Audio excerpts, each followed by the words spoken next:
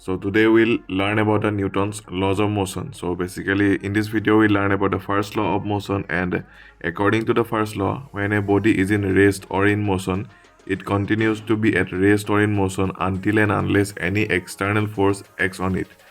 So here we are using a toy car as the mass. My hand will be acting as a force exerted. So when force is exerted on the toy car, that is the mass or a body, then the body continues to be at motion until and unless any kind of external force acts on it. So here you can see that I am putting force on the mass of the body, that is a toy car, and when the force is being applied, the toy car starts moving.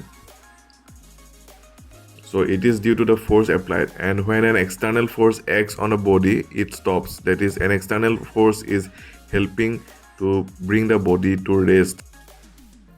Okay, now let's learn this with a very small and a practical example.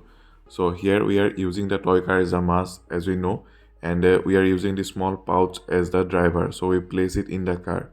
So when the car is moving and it suddenly strikes any obstacle, the person or any passenger sitting inside the vehicle have the tendency to be in motion. So it bounces forward and it just goes off the seat.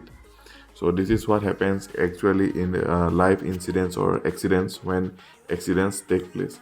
When a car is in motion, it has the tendency to be in motion along with the passenger who is sitting inside the bus or the vehicle. So the passenger or the people sitting inside the vehicle also have the same tendency to be in motion. But when sudden brakes are applied, the car stops and the force experienced by the car helps the car to bring to rest. But the passengers or the people sitting inside the vehicle does not experience that force because the brakes are applied on the car and not on the passengers. So the passenger have still a tendency to be in motion, and this is why the passenger bounces or just moves forward when brakes are applied or when the vehicle strikes another vehicle or any kind of obstacle that comes on its way. So this is a very simple example of inertia of motion being applied on a body.